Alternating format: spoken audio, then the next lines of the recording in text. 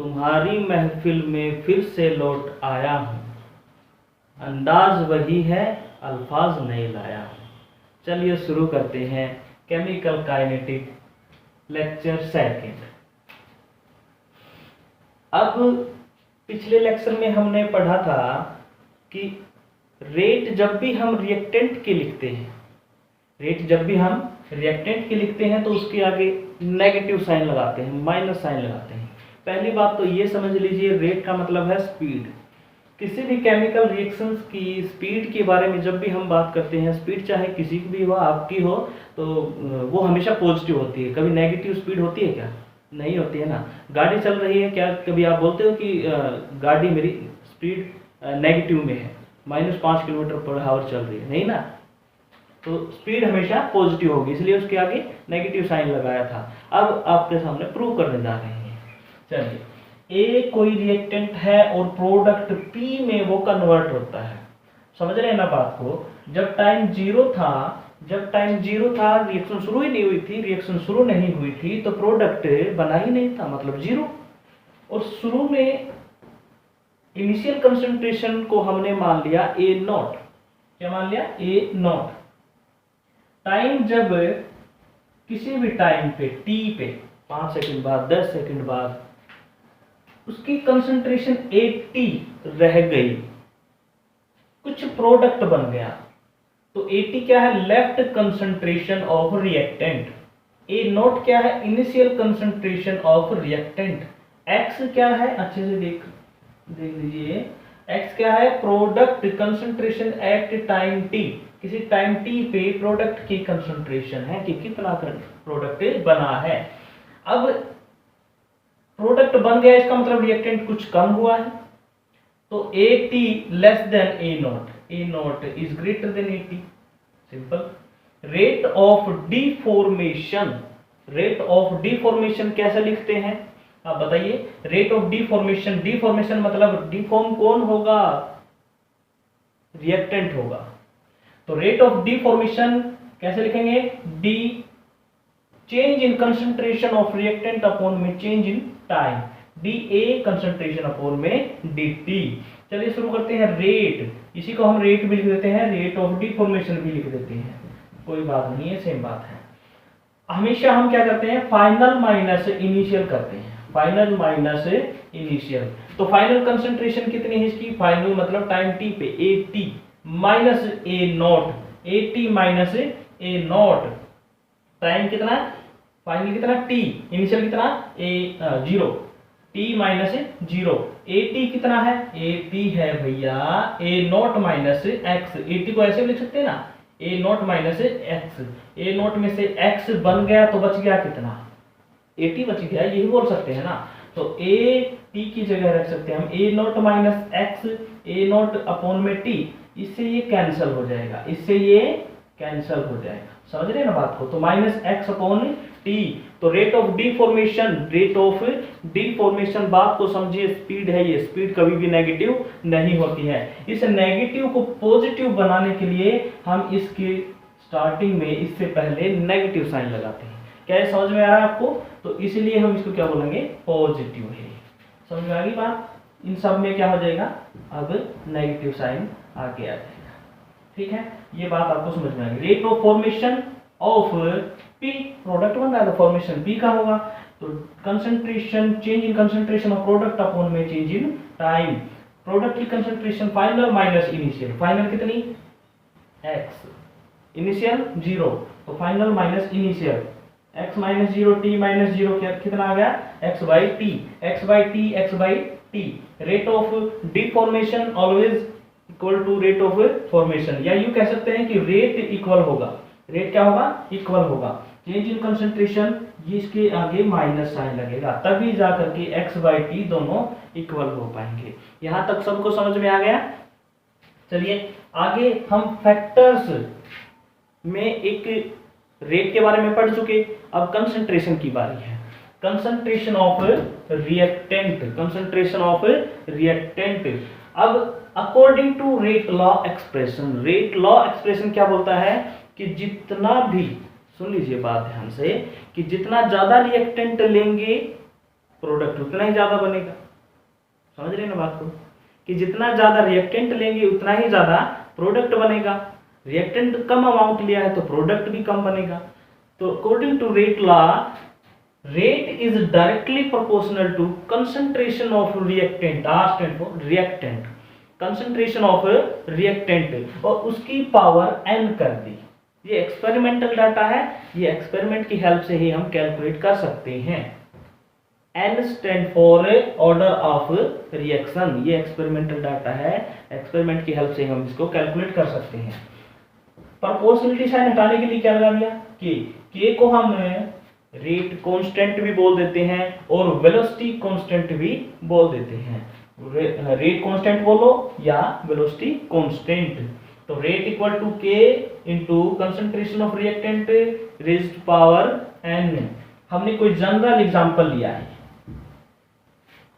Small a क्या है? Coefficient. Reactant a और b है, इसका कोफिशिएंट a, इसका कोफिशिएंट स्मॉल b है। इससे बन रहा है small coefficient c, product C. Rate कैसे लिखेंगे इसका? हमेशा किसका लिखते हैं रेट? बताइए किसका लिखते हैं? According to rate law, reactant जितने होंगे उनकी कंसंट्रेशन पे रेट डिपेंड करेगा। तो के किस लिए लगा दिया हमने? Proportionality constant. रिएक्टेंट ये रहा, ये भी रिएक्टेंट है, दोनों की कंसंट्रेशन पे क्या कौन डिपेंड करेगा? रेट डिपेंड करेगा। इनकी पावर पी, ए की पावर पी और बी की पावर क्यू ले ली हमने, जनरली मान लिया। P क्या है? Order of reaction with respect to A। A की रिस्पेक्ट में P क्या है? Order of reaction. Q B के रिस्पेक्ट में ऑर्डर ऑफ रिएक्शन है। ओवरऑल ऑर्डर ऑफ रिएक्शन अगर निकालते हैं तो उसको बोलते हैं N, और ये N क्या होगा? P plus Q, P plus Q। ये एक्सपेरिमेंटल डाटा है, एक्सपेरिमेंट की हेल्प से हम कैलकुलेट कर सकते हैं। यहाँ सुनिए एक बार, N may be integer or fraction, N may be integer or fraction, not depend upon stoichiometric coefficient, stoichiometric coefficient, coefficient पे डिपेंड ये नहीं करता है। कि मान लो यहाँ पर a था तो इसकी पावर a क्यों नहीं रखी, इसकी पावर b क्यों नहीं रखी? अगर stoichiometric कोफिशिएंट पे डिपेंड करता तो हम a और b ले लेते स्मॉल यहाँ पर, ठीक है ना। तो stoichiometric कोफिशिएंट पे डिपेंड नहीं करता है। n को हम एक्सपेरिमेंटली ही कैलकुलेट कर सकते हैं। अब एग्जाम्पल के तौर पे देख लीजिए, find out order of reaction H2O2 plus 2I negative plus 2H positive, इनसे बनता है I2 प्लस 2H2O। रिएक्टेंट कौन कौन है? H2O2, 2I negative, 2H positive. अभी बताया स्टोइकियोमेट्रिक कोफिशिएंट पे डिपेंड नहीं करता है। इसका कोफिशिएंट कितना? 2, इसका कोफिशिएंट कितना? 2, इसका कोफिशिएंट कितना? 2। इनके ऊपर डिपेंड ये नहीं करता है। तो रेट को हम कैसे लिख सकते हैं? K H2O2 ये गिवन है, ये क्या है? गिवन है। ये हमेशा हिंट मिलेगा आपको, ऑर्डर ऑफ रिएक्शन जब भी निकालेंगे आपको हिंट मिलेगा, और उस हिंट की हेल्प से आप ये क्वेश्चन सोल्व कर सकते हैं। क्योंकि ये एक्सपेरिमेंटल डाटा है, आपको हिंट गिवन होगा। इसकी पावर कितनी है? हम मान के चलते हैं 1, कुछ भी नहीं है तो 1 होती है। इसकी पावर भी कितनी है? 1। दोनों को जोड़ देते हैं, P प्लस Q, 1 प्लस 1 कितना हो गया? 2। और जब 2 होता है तो इसको क्या बोलते हैं? Second order. क्या बोलते हैं? तो सेकंड ऑर्डर। इन दोनों का सम जब 2 आ गया तो क्या बोल दिया? Second order. चलिए अगला टॉपिक, यूनिट ऑफ के, वेलोसिटी कांस्टेंट या रेट कांस्टेंट। रेट कांस्टेंट की क्या निकालनी है? यूनिट निकालनी है। अब रेट को कैसे लिखते हैं? आप जानते हैं, चेंज इन कंसंट्रेशन अपॉन में change in time dx upon dt लिख सकते हैं कि नहीं? हाँ जी। तो चलिए अकॉर्डिंग टू रेट लॉ क्या लिखते हैं इसको? रेट लॉ अभी तो बताया, रेट लॉ क्या बोलता है इसको? कि rate directly proportional to concentration of reactant, concentration of reactant, concentration की पावर n, कंसंट्रेशन की पावर n। k किस लिए? वेलोसिटी कांस्टेंट है, इसी की तो यूनिट निकालनी है। अब ये देखिए, एक ये रेट है और एक ये रेट है, हम दोनों को इक्वेट कर देते हैं, दोनों को इक्वेट कर देते हैं। इक्वेट करेंगे तो क्या होगा? देखो इसको क्या लिखूं? कंसंट्रेशन। चेंज इन टाइम है, टाइम हम हावर में माप सकते हैं, सेकंड में भी और मिनट में भी ले सकते हैं। तो हमने जनरली सेकंड ले लिया, तो सेकंड टाइम कितना किस में लिया? सेकंड में। कंसंट्रेशन को कंसंट्रेशन लिखा, इक्वल टू इस, अब ये लिखेंगे K कंसंट्रेशन पावर n, समझ में आ गया यहाँ तक? के को हम यहाँ रख लेते हैं, इसको नीचे भेज दें, ठीक है ना? तो इसको सोल्व कर लिया हमने। के इक्वल टू कंसंट्रेशन अपॉन में second 1 upon concentration power n। अब इसको और अच्छे से सोल्व कर लेते हैं। ये नीचे है तो इसको ऊपर ले जाएंगे, माइनस का हो जाएगा, माइनस ये 1 है और इसकी पावर n है, ये माइनस n हो जाएगी, तो कंसंट्रेशन पावर 1 माइनस n हो गया। अब नीचे सेकंड है और कंसंट्रेशन को हम हमेशा किस में लिखते हैं? मोल पर लीटर, मोल पर लीटर। कंसंट्रेशन को लिख दिया मोल पर लीटर, पर लीटर पर है तो ऊपर जाएगा तो क्या लगा दिया? नेगेटिव। इसकी पावर कितनी? 1 माइनस n अपॉन में second. In terms of pressure, अगर हम कंसंट्रेशन की बात ना करें तो हमने कहा था कि हम एक्वस फेज में भी ले सकते हैं और एक्वस फेज में रिएक्शन हो सकती है और गैस फेज में हो सकती है। गैस फेज में होगा तो हम प्रेशर की बात करेंगे, प्रेशर को एटीएम में मापते हैं, जहां पर कंसंट्रेशन लिखा वहां पर एटीएम लगा देंगे बस, और कुछ भी नहीं करना है। ATM power 1 minus n upon में सेकेंड। चलिए आगे बढ़ते हैं थोड़ा सा। अगर n को हम 0 रख देते हैं, if we put n equal to 0, n equal to 0, इसमें n 0 पुट करो, 0 पुट कर दिया तो 1 हो गया, तो क्या हो गया? मोल पर लीटर। इसको ऊपर ले जाएंगे तो क्या हो जाएगा? मोल पर लीटर पर सेकंड। और जब n की वैल्यू 0 हो गई तो इसका मतलब क्या है? 0 ऑर्डर है। n की वैल्यू 0 मतलब 0 ऑर्डर है। n इक्वल टू 1 रखेंगे तो क्या बोलेंगे उसको? First order. क्या बोलेंगे? First order. चलो पुट करते हैं 1 माइनस 1 0, 1 माइनस 1 0 हो गया, 0 हो गया तो ये वाला फैक्टर 0 बच गया, क्या? अपॉन में second, per second. Unit of k for first order reaction is per second. Order of reaction for 0 order reaction is mole per litre per second.